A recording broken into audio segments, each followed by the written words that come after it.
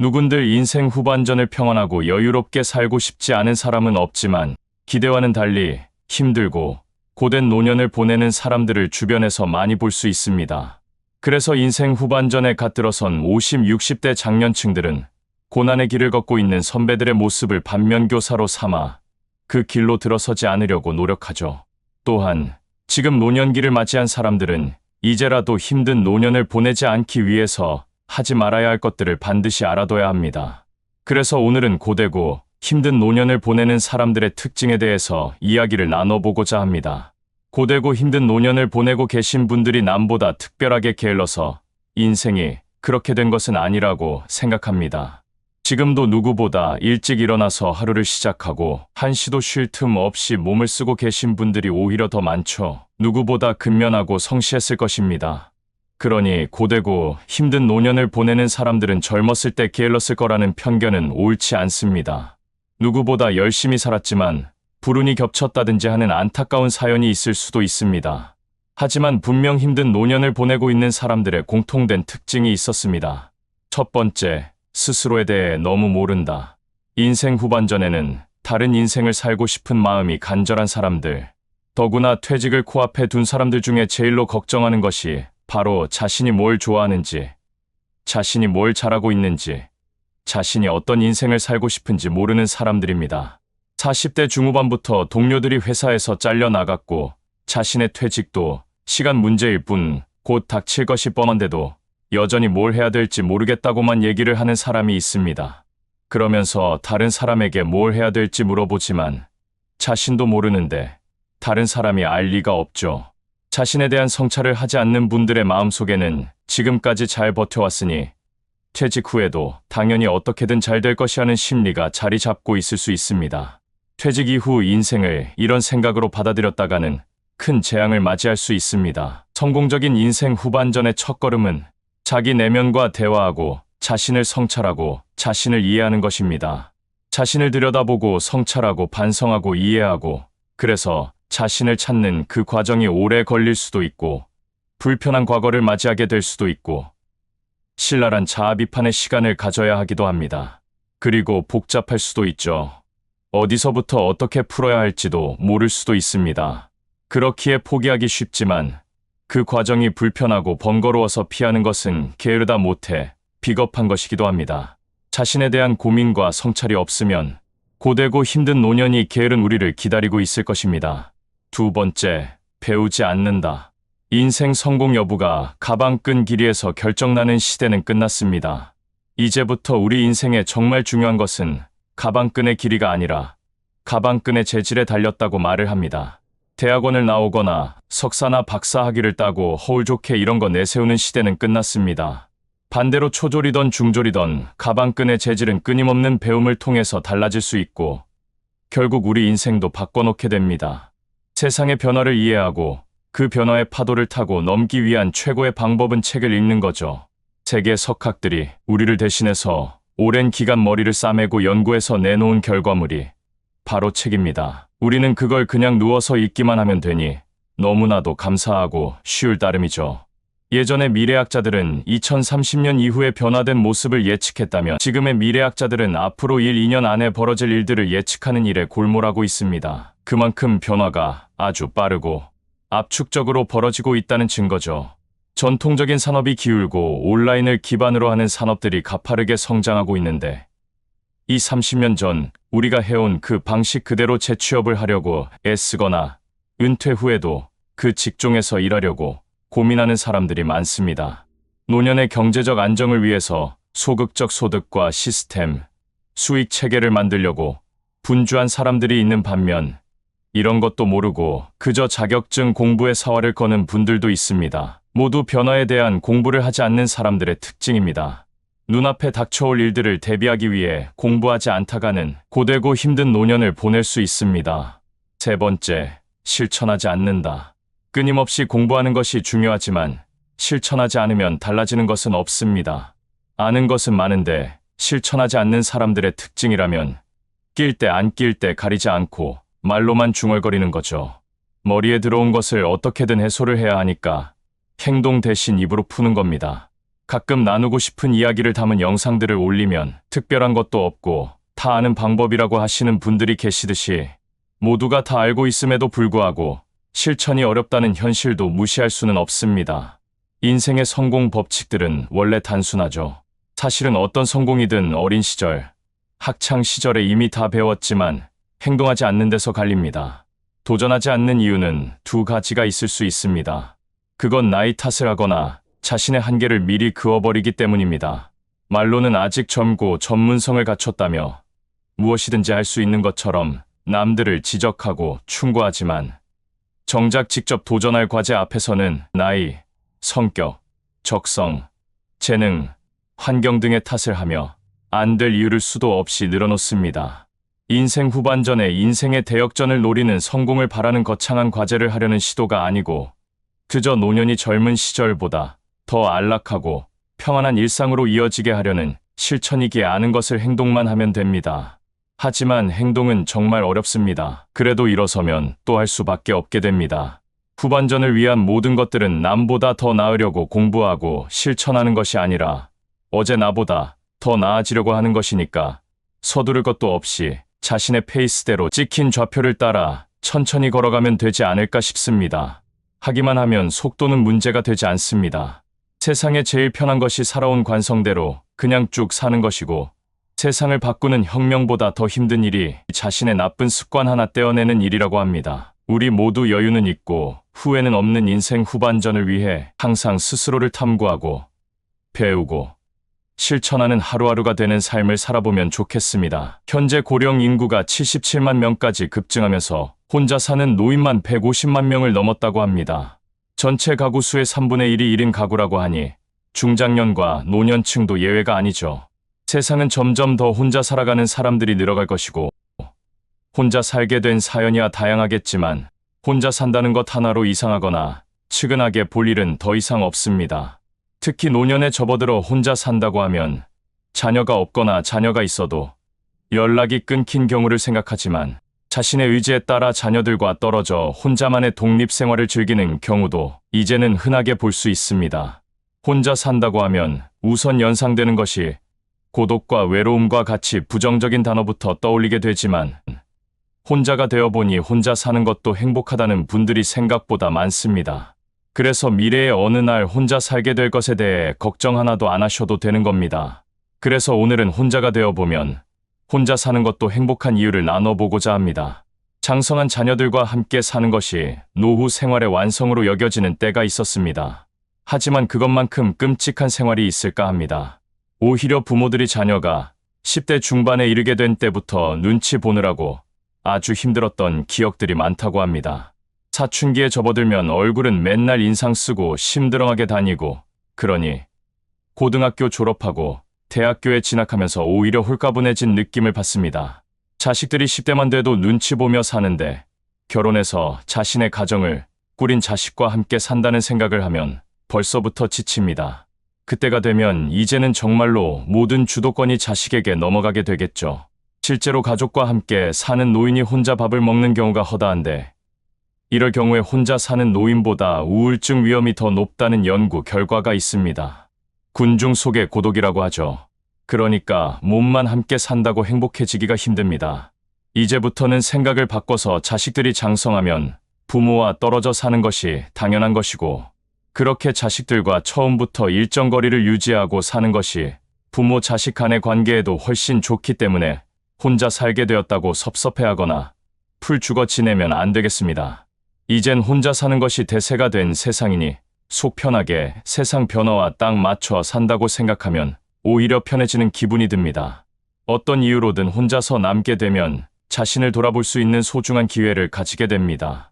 자신의 내면에 숨겨진 목소리에 귀를 기울이기 시작하고 제대로 된 자신을 되찾을 수 있게 됩니다. 홀로 인생을 살아가는 의지가 지금껏 살면서 느껴보지 못한 해방감을 줄 수 있습니다. 늙는다는 것은 결코 인생의 마이너스가 아니라 나 자신과 맞서 싸울 수 있는 절호의 기회입니다. 아내와 어머니의 역할을 도맡은 여성은 날개를 펴고 싶어도 그러지 못하는 경우가 참 많죠. 하지만 은퇴를 하면 사회에서 특별히 요구받는 역할이 없기 때문에 자신의 의지대로 살아갈 수 있는 존재가 된다고 생각합니다. 결코 늙음과 고독을 두려워해서는 안 됩니다. 그동안 자신을 억제하며 꿈과 희망을 억누르고 살았던 분은 이제 말하고 싶은 것은 말하고 행동하고 싶은 것은 행동하는 것이 필요합니다.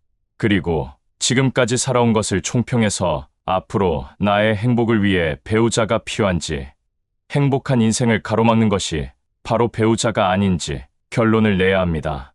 젊은 시절 아무리 내 속을 썩였더라도 지난 날을 뉘우치고 개선 의지가 현저하다면 한번 생각해 볼 여지는 있지만 여전히 사람 무시하고 고집불통에다가 아나무인으로 살고 있다면 이건 재고의 여지가 전혀 없습니다.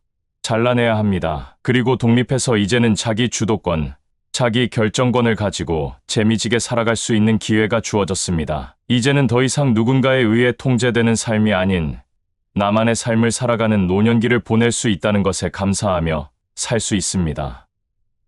오늘 영상을 보신 모든 분들의 하루하루가 행복하시길 진심으로 바라겠습니다. 사람들의 치여 살아서 가족이고 친구고 배우자고 다 부질없기에 이제는 멀리하고 싶을 때가 있습니다. 그러고 보면 사는 게 고생이란 말은 바로 인간관계 때문에 생긴 것이 아닐까 싶습니다. 몸이야 힘들면 쉬면 회복되지만 사람들로부터 받게 되는 스트레스는 회복되기가 쉽지 않을 뿐더러 안에서 차곡차곡 쌓여 결국 마음의 병을 만들게 되죠. 요즘엔 다들 그렇게 서로 못 잡아먹어서 그리고 또 깎아내리지 못해서 안달인지 모르겠습니다. 자의로든 타의로든 혼자 떨어져 있게 돼서 그 고독감이 두려워 떨고 있는 분들이 많습니다. 이제는 전혀 불안해하거나 두려워하실 필요 없게 됐습니다. 더 많은 것을 얻게 될 수 있어서 그렇게 혼자 있게 되었으니 말입니다. 고독한 사람은 성공합니다. 혼자인 사람을 우리는 외톨이라고 부릅니다. 그렇게 안타까운 시선으로 혼자인 사람을 바라보지만 정작 그들을 바라보는 자신들은 무리 속에서 하나도 행복해하지 않습니다. 그 속을 벗어날 용기가 없어서 또는 그저 익숙함에 젖어서 지지고 볶으며 아둥바둥 버텨가고 있을 뿐입니다. 자발적 외톨이가 늘어가고 있습니다. 외톨이라는 말 속에는 여러모로 삐뚤어져 다른 사람들로부터 따돌림을 받는 사람이란 부정적인 의미를 담고 있지만 자발적인 외톨이는 전혀 다른 사람입니다. 자발적으로 혼자가 된 사람은 혼자서도 행복하게 잘 즐기며 살고 있을 뿐만 아니라 여럿이 함께할 때도 잘 지낼 수 있습니다. 우리가 말하는 혼자인 것을 잘 즐기는 사람은 은둔형 외톨이가 아니라 혼자일 때와 또 여럿일 때 그렇게 균형을 잘 맞춰 살아가는 사람이기 때문입니다. 그래서 나이 들어서는 당당하게 혼자일 수 있어야 합니다. 그래야 말년이 활짝 피기 때문입니다. 고독함 속에서 누구보다 행복하게 살아갈 수 있는 사람들이 도대체 무엇을 얻어서 그렇게 살아갈 수 있는지에 대해 말씀드려보고자 합니다. 첫 번째, 언제든지 떠날 수 있는 자유. 여럿이 함께 할 수 없는 것이 바로 내가 떠나고 싶을 때 떠나는 자유입니다. 아무리 마음 맞는 친구들이라도 일정을 맞추고 또 모두가 마음에 드는 여행을 하기엔 쉽지 않습니다. 어딜 가서 구경하고 어딜 가서 다 같이 입맛에 맞는 음식을 먹을지도 고민이죠. 각자가 조금씩 희생을 해야 그나마 여행을 잘 마칠 수 있을 겁니다. 반면 혼자 떠나는 여행은 자신을 새롭게 발견하는 과정이고 또 자유가 주는 기쁨을 온전히 누릴 수 있는 시간입니다. 혼자 떠나는 여행이라고 해서 꼭 몇 박 며칠이 아니라 당일치기도 가능합니다. 그렇기에 새로운 공간에서 우리는 전혀 뜻하지 않게 관심을 보이는 스스로를 발견할 수 있습니다. 우리가 생각지도 못한 것에 관심이 있고 좋아한다는 사실을 안다는 건 우리에게도 신선한 충격입니다. 그래서 우리에게 언제든지 훌쩍 떠날 수 있는 자유, 그 자체는 우리의 시야를 맑게 해줍니다. 온전히 자신이 원하는 속도로 걸으며 새로운 것에 눈을 맞출 수 있습니다. 다른 사람의 속도를 맞추거나 보고 싶은 것을 뒤로 한 채 서둘러 발길을 옮길 수밖에 없었던 적이 꽤 많습니다. 이제 혼자라면 우리가 원하는 곳에서 몇 시간이라도 쭈그려 앉아 있을 수도 있습니다. 두 번째, 자아가 단단해진다. 혼자인 사람은 문제가 생겼을 때 두리번거리지 않습니다. 마치 본능적으로 혼자서 처리해야 하고 또 전에도 그랬듯이 이번에도 혼자서 해낼 수 있다고 생각합니다. 혼자라는 것은 물리적으로 누군가와 거리를 두고 떨어져 있다는 것뿐만 아니라 정신적으로도 모든 일들을 혼자서 돌파해내겠다는 굳센 의지의 반영이기도 합니다. 불평불만을 드러내며 투덜대지도 않습니다. 그렇게 하나하나 아주 사소한 일에서부터 직접 해결해 가면서 자신에 대한 믿음이 점점 두터워지죠. 누구도 아닌 자신을 신뢰한다는 것만큼이나 세상 살아가면서 든든한 배경이 또 있을까 싶습니다. 그래서 늘 쾌활하고 긍정적이면서 당당할 수밖에 없습니다. 어떤 비바람이 불어도 잘 버텨내는 한 그루의 뿌리 깊은 나무처럼 어떤 일이 닥쳐도 의연하게 대처할 수 있는 능력을 갖춰가게 됩니다. 세 번째, 스스로에게 몰입할 수 있는 기회가 생긴다. 하루하루 변화하는 자신을 보는 기쁨을 누리는 사람들이라면 몰입의 힘이 얼마나 강한지 잘 아실 겁니다. 자신이 하고 싶었던 것에 그야말로 미친 듯이, 신들린 듯이 빠져들어 에너지를 쏟아붓게 되면 놀라운 변화와 성장을 이루게 되죠. 코로나19로 인해 바깥 출입이 자유롭지 않자 집에서 혼자 즐기는 새로운 길을 모색하는 분들이 많이 생겨났었습니다. 그림을 그리기 시작하거나 어플을 통해 독학으로 악기를 배웁니다. 또 글을 쓰거나 캘리그라피를 익히는 분들도 계십니다. 여럿이 함께 해야만 즐거운 일인 줄 알았는데 뜻하지 않게 혼자 하는 즐거움과 몰입의 참맛을 경험하는 기회를 갖게 된 것입니다. 이를 넘어서 지금 미국에서는 대퇴사 현상이 벌어지고 있습니다. 너도 나도 사람들이 자발적으로 직장을 그만두고 있습니다. 작년에는 매월 평균 390만 명이 직장을 그만두었는데 최근 한 달 동안에는 무려 450만 명이 그만두는 초유의 기록을 세웠습니다. 코로나로 인해서 완전 봉쇄 기간 동안 회사에 나가지 못하고 집에서 일하는 것에 적응이 되면서 다시 출퇴근하려니 사람들과 같이 생활해야 한다는 그 사실을 참지 못하고 회사를 그만둬 버리는 겁니다. 새로운 라이프 스타일, 새로운 세계를 맛봤는데 다시 과거로 돌아갈 수는 없다는 이유가 가장 크지 않을까 싶습니다. 사람들이 고독의 참맛을 드디어 맛보게 된 겁니다. 인생은 혼자 왔다 혼자 가는 거라지만 인생에서의 성공도 행복도 그리고 평화도 혼자 있을 때만이 가능합니다. 혼자 있는 시간이 주는 힘을 믿으시고 좀 더 적극적으로 무리에서 벗어나 자신에게 몰입해보면 어떨까 싶습니다. 영상을 보신 모든 분들의 꽃피는 말년이 되시길 진심으로 바라겠습니다. 세상이 많이 복잡하고 쓸쓸합니다. 나이는 들면 들수록 상처를 많이 받습니다. 노동자들은 고객으로부터 상처를 받아왔을 것이고 직장에서는 상사의 갑질로 상처를 받아왔을 것이며 때로는 친구나 배우자, 자식들이 나에게 대해서 하는 것에 대한 섭섭함과 같은 기억들로 아직도 상처를 잊지 못하고 생각만 해도 우울해질 때가 많습니다. 때로는 모든 일이 잘 풀리지 않아서 자기 자신에 대한 실망감 때문에 또 공허해지고 우울에 빠지는 경우가 많습니다. 뿐만 아니라 나이가 들어서 이제 노후가 되면 죽음이 앞에서 어른거리는 것이 실감날 때가 있고 하나씩 하나씩 모든 게 다 떠나기 시작합니다. 돈도 떠나고 사람도 떠나고 점점 세월도 떠나고 다 떠나는 것에 대한 실망감, 그 다음에 공허함, 상실감이 또 마음을 아프게 하면서 더욱더 우울함에 빠져버립니다. 이것을 술로 해결하거나 심지어는 낙담이 점차 심해지면 극단적인 선택을 머리에 떠올리는 사람들도 자주 볼 수 있죠. 이제는 마음을 스스로 추스려야 됩니다. 이 세상에 나를 진심으로 위하고 나를 위로해 줄 사람은 나밖에 없습니다. 그것을 솔직히 인정하는 것부터 시작입니다. 나 자신을 스스로 위로해야 합니다. 정신분석학자들이 공통적으로 말하는 나이가 들수록 스스로를 위로하고 다스리는 5가지 방법에 대해서 오늘은 나눠보고자 합니다. 첫 번째, 정리하기. 과연 내가 무엇 때문에 우울한 것인지, 요즘 왜 이렇게 방황하는지, 왜 마음이 아픈지, 마음의 평화를 찾지 못하고 있는 것을 냉정하게 찾아야 합니다. 스스로를 분석해보는 것입니다. 과연 가족들이 나에게 섭섭하게 되어서 쓸쓸한 것인지, 아니면 친구의 배신 때문에 쓸쓸한 것인지, 과연 무엇이 나를 이렇게 방황하게 하는 것인지 분석하고 정리해보자는 것입니다. 그래서 그것들을 명확하게 찾고 버릴 것은 버려야 됩니다. 그것을 자꾸만 움켜쥐려고 한다면 스스로를 나락으로 떨어뜨리게 만들고 맙니다. 그래서 정리한다는 것은 버릴 것은 버리고 챙길 것만 딱 챙기는 것을 말합니다. 이것이 마음을 다스리는 1단계입니다. 두 번째, 긍정성에 몰입하기. 부정적인 것을 자주 생각하면 그것이 쳇바퀴 돌듯이 하면서 눈덩이처럼 커지고 이 세상이 온통 슬프게만 느껴지고 쓸쓸하게만 느껴집니다. 그래서 긍정에 집중하는 것입니다. 즉, 가지고 있는 것에 감사하는 것이죠. 남과 비교하면서 우울해할 필요가 없습니다. 우리가 가지고 있는 것에 감사하면서 가지고 있는 장점에 집중하다 보면 스스로가 정말 행복한 삶을 살고 있다는 사실을 깨닫게 되기 때문입니다. 모든 사람은 늙으면 상실됩니다. 자꾸만 옛날에 잘 나가던 때하고 비교하실 필요가 없습니다. 세월은 흐르기 마련이고 친구도 때가 되면 떠나기 마련이고 가족도 자식들도 크면 장성하면 떠나기 마련입니다. 이런 긍정적인 생각으로의 몰입이 필요합니다. 세 번째, 스스로를 사랑하기. 남을 사랑하는 것도 중요하지만 자기를 사랑해야 합니다. 이 세상에 나를 위로하려면 나를 사랑할 수밖에 없습니다. 가족을 위해서 돈을 쓰고 친구를 위해서 돈을 썼을 수는 있는데 나 자신을 위해서 무엇을 투자했는가를 한번 돌이켜봐야 합니다.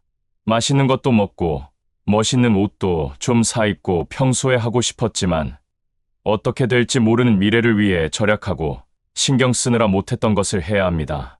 우리 자신을 위해서 투자하면서 우리 스스로를 사랑해야 합니다. 어떻게 보면 가장 중요한 단계죠. 네 번째, 스스로에게 최면을 건다. 긍정성에 몰입하는 것과 비슷합니다. 우리 스스로에게 계속해서 행복한 말을 던지는 거죠. 이 정도면 잘 살았다. 내 인생이 멋있다. 나 정도면 괜찮다라는 등 스스로에게 던지는 말은 실제가 됩니다. 그런 말들이 쌓이고 쌓이면 실제로 이루어진다고 합니다.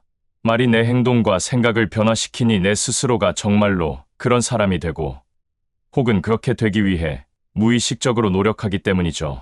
다섯 번째, 밖에 나간다. 돌아다님으로써 우울함, 쓸쓸함, 배신감을 털어버릴 수 있습니다. 그냥 이유 없이 걷고 여유가 있다면 여행을 가는 것도 나쁘지 않습니다. 외국 여행이 아니라도 국내 여행지는 수도 없이 많습니다. 대한민국 내에서도 우리가 평생 살면서 못 가본 곳이 가본 곳보다 훨씬 많습니다. 심지어는 서울에 수십 년을 살았어도 가보지 않은 서울이 훨씬 많죠. 밖에 나가고 세상을 보는 것 자체로 아름다움을 느끼고 긍정이 눈에 담깁니다. 이 세상을 사는 것에 대한 재미와 흥미는 당연히 뒤따라오게 되겠죠. 그렇게 함으로써 쓸쓸함과 우울함을 털어버릴 수 있고 다시 용기를 얻을 수 있습니다. 이렇게 우리는 스스로를 위로하고 마음을 보살펴야 합니다. 이 5가지 단계를 차례대로 이루어 나가다 보면 언젠가 잔잔한 강물처럼 흔들리지 않고 어떤 것에도 동요되지 않는 평안한 마음 상태를 만들며 살아가실 수 있습니다. 오늘 영상을 보신 모든 분들의 마음이 항상 평안하시기를 진심으로 바라겠습니다. 끝내주게 재밌는 인생을 살아가는 절대 법칙이 있습니다. 바로 그런 인생을 살아가는 사람들의 공통점을 종합적으로 분석해서 파악하면 되죠. 정신분석학자들의 이러한 분석을 통해 오늘은 중장년 이후의 인생을 충만하게 살 수 있는 비결에 대해서 나눠보고자 합니다. 들어보시고 따라해보시면 인생이 금방 달라질 수 있다고 합니다. 첫 번째, 감정과 욕구에 솔직해지기. 다른 말로 표현하자면 한 번뿐인 인생, 원하는 대로 멋지게 살고 마음껏 살아보자라는 말입니다. 그렇다고 욜로를 외치며 외제차 명품백을 사고 돈을 물같이 써버리자라는 말이 아닙니다. 사람들이 나이 들어 가장 허망해질 때는 뭐 하나 이룬 것이 없다고 느껴질 때가 아니라 이룬 것들이 자신을 위해서도 자신이 원하는 것이 아니라는 것을 깨달을 때라고 합니다. 기껏 밤낮을 가리지 않고 열심히 살았는데 나이 들어 되돌아보니 모두 남을 위한 것뿐이라는 자괴감이 들 때가 그렇습니다. 이런 기분을 대부분의 월급쟁이들은 느끼지 않을까 싶습니다. 바로 그 기분이죠. 자신이 무엇을 할 때 행복한지, 자기가 뭘 잘하는지, 무엇에 열정이 있는지, 자신의 삶을 지탱하는 중요한 가치가 무엇인지 모를 만큼 우리는 너무도 많이 휘둘렸고 내 감정보다 다른 사람의 감정을 신경 쓰며 살아왔습니다. 이제 다시는 그렇게 살지 말자는 자각이자 행동의 지표가 바로 내 욕망과 감정에 충실하자는 말이겠습니다. 그렇다면 지금부터라도 남이 아닌 자신을 위해 살아보는 게 좋다라는 말씀을 드리고 싶습니다. 두 번째, 기죽지 않고 당당해지기. 남에게 아쉬운 소리 할 것도 아니고 돈을 빌려달라고 슬슬 눈치를 보는 것도 아님에도 불구하고 괜히 이유 없이 남 앞에서 주눅 들고 쪼그라드는 자신을 발견할 때가 있습니다. 왜 그때는 그렇게 위축돼서 할 말도 못하고 남의 눈치를 살피고 그랬는지 참 아쉽습니다. 잘못한 것도 없고 뭔가를 기대하거나 아쉬운 소리 할 것도 아닌데 마치 죄라도 지은 사람처럼 숨기고 있는 사실이 들통날까봐 두려운 사람처럼 위축돼서 살아가는 사람들이 있죠. 그럴 필요 없습니다. 잘났든 못났든 돈이 많든 적든 많이 배웠던 못 배웠던, 좋은 회사를 다녔던, 그렇지 못한 회사를 다녔던, 어차피 하루 세끼 먹는 것은 똑같고 생로병사를 겪는 것도 다름이 없습니다. 가끔 잘 나가는 인생을 보면 부럽긴 하지만 그렇다고 기죽을 필요까지는 없죠. 괜히 속된 것에 기죽지 말고 당당하게 어깨 펴고 굳은 표정 풀고 살아가자라고 말씀드리고 싶습니다. 세 번째, 사랑하는 마음 전하기. 말하지 않으면 마음속에 아무리 보석 같은 귀한 사랑이 있다 한들 전해지지 않습니다. 말 안 해도 알아주겠지. 세월 지나면 알아주겠지가 아닌 사랑한다, 고맙다, 미안하다, 자랑스럽다, 믿는다. 그런 말을 마음속에서 꺼내서 표현해야 비로소 그 마음이 전해집니다. 연애를 할 때 생각해보면 사랑한다는 그 말 한마디를 해주고 싶어서 그 마음을 전해주고 싶어서 엄청 노력했습니다. 정확하게 우리 마음을 전달하려고 말이죠. 이렇게 마음을 말해서 상대에게 전달되면 관계가 전보다 상당히 부드러워질 게 분명합니다. 이심전심이라는 말이 있죠. 말하지 않아도 마음이 통한다는 뜻입니다. 그러나 안타깝게도 그런 일은 일어나지 않습니다. 인류 역사상 오직 딱 한 번 석가모니에게 일어났을 뿐입니다. 어느 날 석가가 영치산에 모인 제자들에게 설법을 하면서 연꽃 한 송이를 집어들고 빙글빙글 돌렸다고 합니다. 앞에 앉은 제자들 중에 아무도 알아차리지 못했는데 오직 가섭이라는 제자만이 알아차리고 빙그레 웃었다고 하죠. 바로 여기에서 이심전심이라는 말이 유래했습니다. 하지만 우리가 사는 현실에서 이런 일이 일어나기를 기대해서는 안 됩니다. 영영 일어나지 않을 테니까 말이죠. 말하지 않으면 그 마음 속에 뭐가 들어있는지 귀신도 알 수 없는 노릇입니다.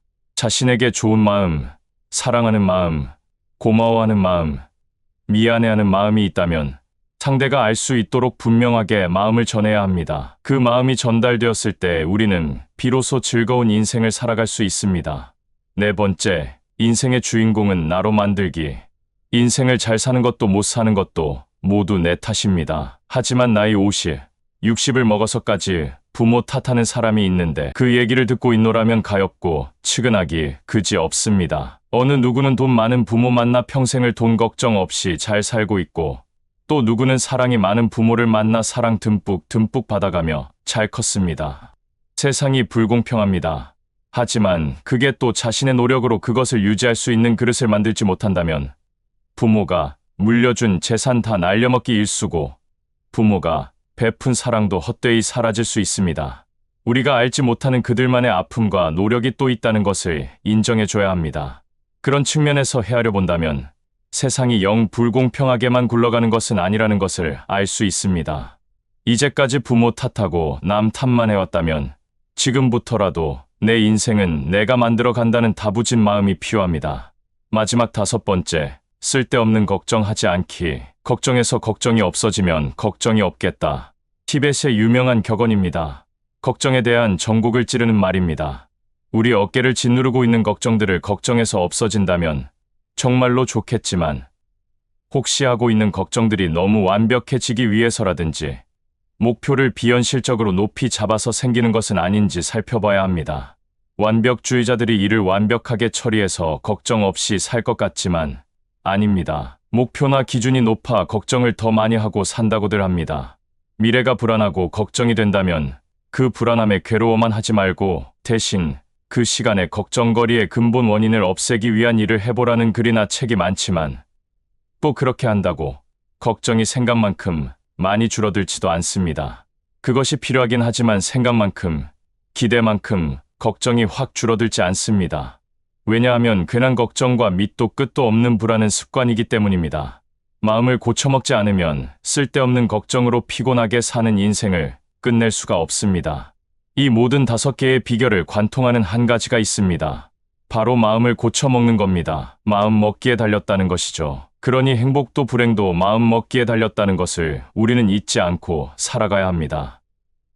오늘 영상을 보신 모든 분들이 이제는 끝내주게 즐거운 인생을 살아가시길 진심으로 바라겠습니다. 독립적인 생활은 어른이 되기 위한 조건이자 시작입니다. 경제적으로, 심리적으로 홀로 설 수 있을 때 우리는 이제 어른이 되었구나 느끼게 되고 또 인정받게 됩니다.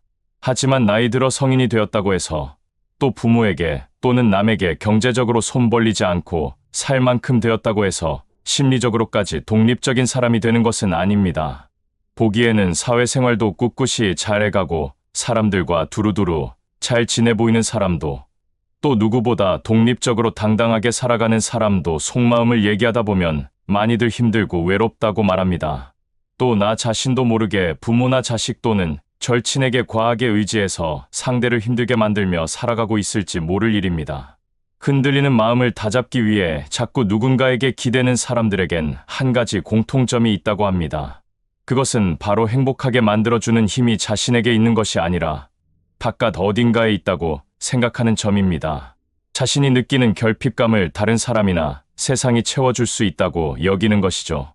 그러다 보니 남들로부터 인정받으려고 지나치게 노력하고 일에 매달려 자신을 혹사시키기도 합니다. 또 자기 힘으로 부족하다 싶을 땐 다른 사람을 끌어들이기까지 합니다. 이런 대표적인 사람이 능력 있는 배우자나 성공한 자식을 자랑하며 자신의 가치를 인정받으려는 사람들입니다. 운 좋게도 자랑할 수 있는 배우자나 자식을 두었다면야 다행이겠지만 그렇지 못하다면 성에 차지 않는 배우자가 미워지고 자식이 원망스러워지면서 집안에서는 큰 소리가 끊이지 않게 됩니다. 내가 너를 어떻게 키웠는데 하는 원망이 높아지고 내 친구 아들은 이렇다더라, 내 동창 딸은 저렇다더라 하면서 자식들의 속을 뒤집어 놓습니다. 이렇게 행복의 주도권이 바깥 어딘가에 있다고 믿으면 자신은 계속 흔들리고 가족이나 주위 사람들과는 불화가 일어날 수밖에 없습니다. 행복의 주도권을 다시 내 자신에게 가져오기 위해서는 무엇보다 홀로서기가 필요합니다.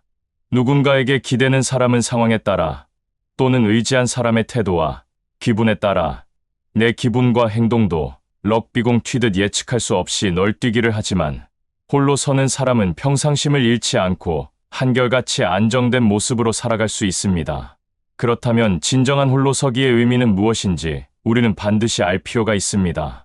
홀로서기의 의미는 사람들이 가장 많이 오해하기도 하죠. 일단 첫 번째 의미는 우리가 통제할 수 있는 일을 정확하게 구분하는 능력입니다. 다른 사람의 시선과 마음, 이미 지나간 과거, 아직 닥치지 않은 미래, 또 내 밖의 세상, 내 배우자와 그리고 내 자식들은 내 힘으로 어쩔 수 없는 통제 불가능한 것들입니다. 이 통제 불가능한 것들로부터 하루빨리, 아니, 지금 당장 집착과 걱정, 기대를 거두는 것이 좋습니다. 이와는 반대로 세상에서 오직 하나, 우리 자신이 통제 가능한 것은 바로 내 마음뿐입니다. 대신 나의 모든 에너지와 열정, 관심과 기대는 내 마음으로 향하는 것이 진정한 홀로서기입니다. 두 번째, 나를 잘 파악하고 잘 다루는 능력입니다. 우리 모두는 저마다의 안경을 쓰고 세상을 바라봅니다. 그래서 누군가는 장밋빛 안경을 써서 세상이 장밋빛으로 보일 것이고, 또 다른 누구는 이상한 렌즈가 있는 안경을 써서 세상이 찌그러져 보일 수 있습니다. 내가 사람들로부터 인정받고 사랑받고 성공하면 행복해질 거라고 믿는 생각도, 가진 돈과 비례해서 행복도 끝이 없이 커질 거라는 믿음도 모두 자신이 쓴 안경을 통해 바라본 세상의 단면일 뿐입니다. 그런데 문제는 자신이 안경을 쓴 줄도 모른 채 자신이 바라보는 세상이 진실이고 전부라고 착각하는 순간 온갖 괴로움에 휩싸이고 만다는 겁니다. 지금 내가 맞지 않는 안경을 쓰고 있구나.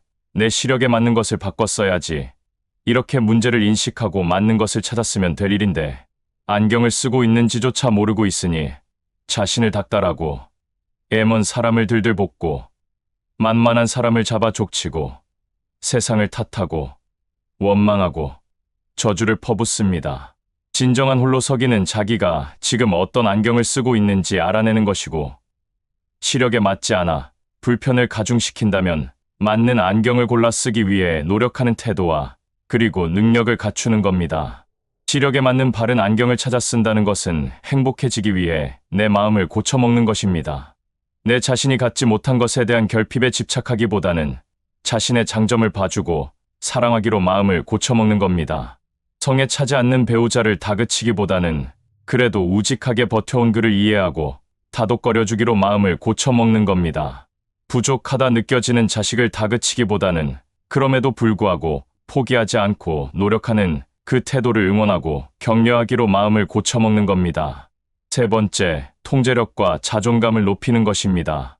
내게 맞는 바른 안경을 찾아 쓴 다음부터는 보이는 대로, 들리는 대로, 고지 곧대로 반응하는 짓을 멈출 수 있게 됩니다. 욱하는 마음에 화부터 쏟아내고 후회를 하는 것이 아니라 마음에서 화가 싹 틔울 때부터 알아차려서 불편한 것으로부터 시선을 돌리고 일렁이는 마음을 다독여 가라앉히고 해야 할 말을 정리할 여유도 챙길 수 있습니다. 그리고 성난 목소리가 입 밖에 나오지 않도록 목소리를 잘 가다듬는 침착함도 생기죠. 자신의 감정에 대한 통제력을 갖게 되면 사는 게 그야말로 편안해집니다. 이런 경험을 한 번이라도 해보게 된다면 이 마법 같은 능력을 꾸준히 활용해서 자존감이 회복되고 높아지는 놀라운 경험도 함께 겪게 됩니다. 이 홀로서기의 3가지 능력을 통해 진정한 홀로서기를 할 수 있게 된다면 인생 전체가 달라집니다. 다른 사람과 세상에 크게 흔들리거나 휘둘리지 않을 뿐만 아니라 자신을 믿지 못해 남에게 의존하려 들고 그러다 상처 입는 일도 없어지게 될 것입니다.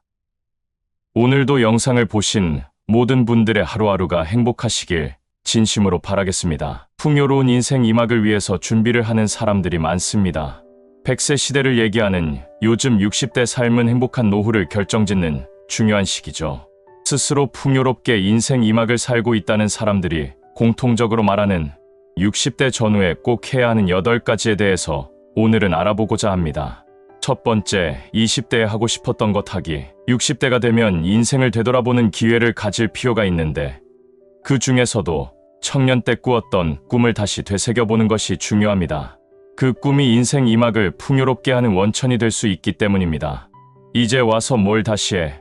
라고 생각하는 사람과 이제야말로 과거에 하지 못했던 것을 해보자 라고 생각하는 사람의 인생의 후반전은 달라질 수밖에 없습니다. 이 정도면 됐지, 뭘 더 해? 라는 생각을 시원하게 떨쳐내는 것이 그 시작입니다. 60대의 시작, 이제야말로 과거에 하지 못했던 것을 시도하는 나이입니다. 두 번째, 친구 관계를 정리하기. 60대에 접어들면 지금까지의 친구 관계를 다시 재정립하는 것이 필요합니다. 60대에는 친구가 중요한 삶의 요소이기 때문이죠. 먼저 할 일은 그동안 연락 불통이던 친구들에게 연락해보는 것입니다.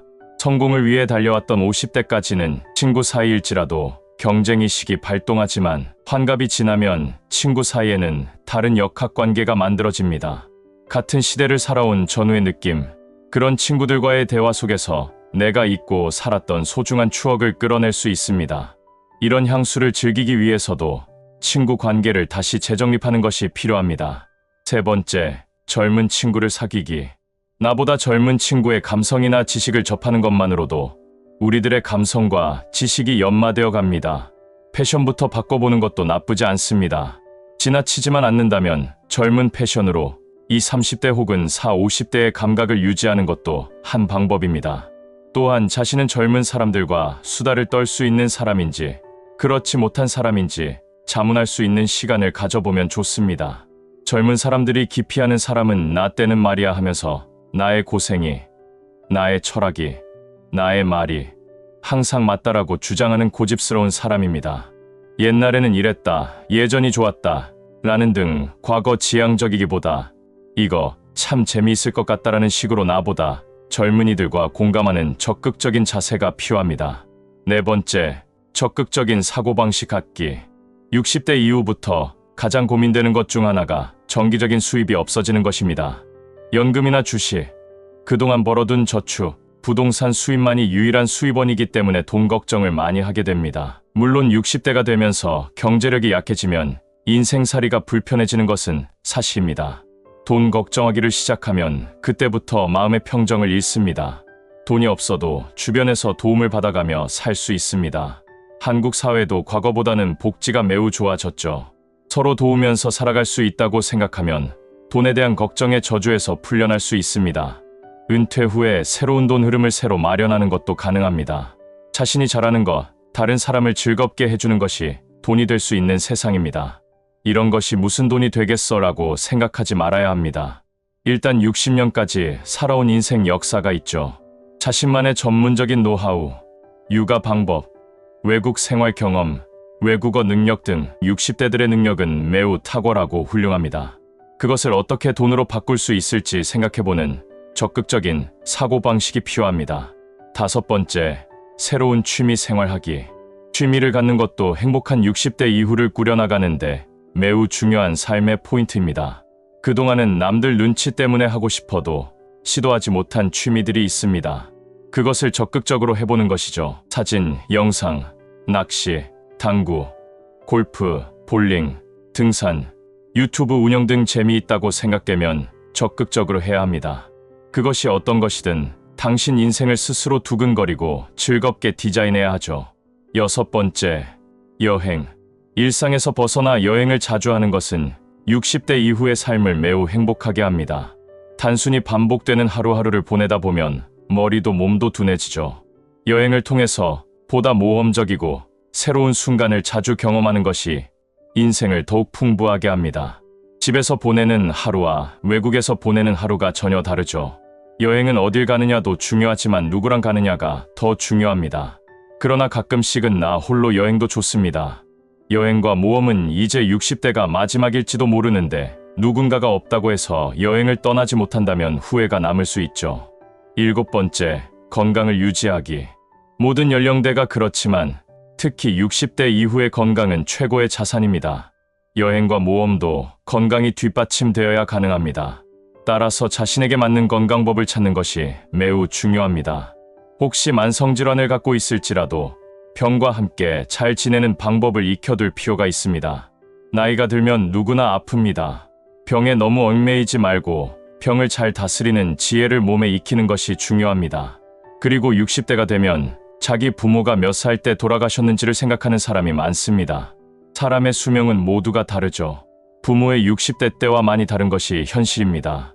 부모가 죽은 나이에 이제 언제 죽어도 여한이 없다는 사람들이 있는데 그것보다 이제부터 새 인생을 시작한다라는 인식 전환이 필요합니다. 8번째, 자녀에게 간섭하지 않기. 자녀는 자신과 전혀 다른 사람이라는 인식을 가질 필요가 있습니다. 또 내가 살았던 시대와 자녀가 살고 있는 시대는 전혀 다르죠. 자녀와 손주들에게서 인생의 의미를 찾으려는 것은 허무할 수 있습니다. 자녀에 대한 걱정으로 나를 새는 60대들이 많습니다. 하지만 걱정의 본질은 부정적인 미래를 생각하면서 그것이 분명히 일어날 것이라고 확신하는 일입니다. 그것을 자기 암시라고도 하죠. 여러 가지 일들이 생길지 모르지만 내 아이들은 잘 헤쳐나갈 것입니다. 라고 자녀를 믿어주는 것, 그것이 자식들을 더 위하는 길일 수 있습니다. 자녀 인생에 너무 많이 간섭하지 말고 자신의 인생과 삶에 더 집중해야 합니다. 이 8가지를 모두 실천하기 쉽지 않지만 생각과 과정 자체는 우리가 존재감을 느끼게 해주는 결과를 가져다 줄 것에 틀림없습니다. 이제는 우리도 인생 후반전에 항상 보람있고 행복한 삶을 살 자격이 있습니다. 오늘 영상을 보신 모든 분들, 하루하루가 건강하고 행복하시길 진심으로 바랍니다. 나이가 들면 어린아이가 되어간다는 말이 있듯이 마음 또한 약해집니다. 그 약해진 틈을 비집고 들어와 우리의 노후를 위협하는 존재들이 있습니다. IT 기술과 생명공학 기술의 발전으로 인간 생명을 몇 살까지 연장하는가에 대한 논란이 뜨거워지고 있습니다. 입만 갖고 싸우는 게 아니라 물밑에서는 많은 실험들이 진짜로 이루어지고 있죠. 연구 결과에 따르면 2045년에는 평균 수명이 130세가 되고 인간 생명을 최대 150세까지 연장할 수 있다고 하는 놀라운 기사들이 쏟아져 나옵니다. 우리의 수명이 늘어나고 있는 것만은 정말 사실인 듯합니다. 그런데 문제는 몇 살까지 사느냐가 아니라 사는 인생의 질이 문제인 것입니다. 50대 초중반부터 당뇨와 이런저런 합병증을 달고 골골대면서 하루하루를 연명하는 사람이 있는가 하면 80살이 돼도 잔병 치레 하나도 없이 운동으로 신체 노화를 지연시키면서 여전히 현역으로 활발하게 활동하는 인생도 있습니다. 나이 들수록 더욱 죽기 살기로 지켜야 하는 것에는 2가지가 있습니다. 나이가 들면서 우리가 죽기 살기로 지켜야 할 것은 바로 돈입니다. 인터넷을 보면 은퇴 후의 생활비가 얼마 드는지 궁금해하는 사람들이 많습니다. 월 200이면 된다 아니다. 적어도 300이 필요합니다. 등 답변이 제각각인데 나이 들면서 활동 반경이 줄어들 수밖에 없으니까 생활비도 비례해서 점차 줄어들긴 할 것입니다. 그렇지만 앞서 말씀드린 것처럼 우리들의 수명은 점점 늘어날 것이라는 전망이 있으니 사는 날까지 평안하게 살기 위해서는 재산을 지켜야 합니다. 누구로부터 지켜내야 하는지가 중요하죠.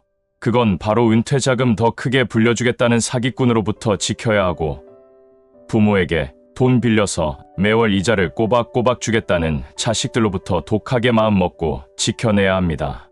분명 우리들 중에서도 사업한답시고 부모 돈 끌어와서 결국은 부모 돈 날려먹은 사람도 있을 것이고, 아니면 부모 돈 좀 빼먹어보려다가 실패하신 분도 계실 것입니다. 우리가 그랬던 것처럼 우리 자식들도 부모 돈을 당연히 제 돈으로 생각하고 가져가려고 호시탐탐 노릴 수 있습니다. 곧 큰일이라도 벌어질 것처럼 매일 집에 찾아와서 죽는 소리하는 자식이 안쓰러워서 결국엔 그 목숨만큼이나 중요한 돈이나 집을 내주는 일에는 그날부터 우리 인생은 지옥문으로 들어서는 것입니다. 부모에게 돈 빌려 매월 이자 꼬박꼬박 주겠다는 자식들로부터 마음 독하게 먹고 재산을 지켜내지 못하면 빈곤에 젖은 주름살과 함께 살아갈 날만 남게 됩니다. 그 다음으로 모두 다 알지만 절대로 꾸준하게 하지 않는 것이 있죠. 누구나 다 운동이 중요하다는 것, 그리고 식습관을 고쳐야 한다는 것을 알기 때문에 다 운동하면서 살 것 같지만 여전히 노년들의 운동 부족은 큰 문제입니다. 사람이 노년이 될수록 힘들어져서 운동을 하지 않게 되는 것이 아니라 운동을 하지 않으니 나이가 들어서 힘들어지는 겁니다. 설문조사를 취합해보면 대한민국의 45세 이상 인구의 약 28%가 제대로 된 신체 활동을 아예 하지 않는다고 하는데, 이것은 아예 꿈쩍도 하지 않는 것입니다. 70세 이상 연령층의 3명 중 2명은 유산소 운동을 하지 않습니다. 3분의 2가 유산소 운동을 하지 않는다는 것입니다.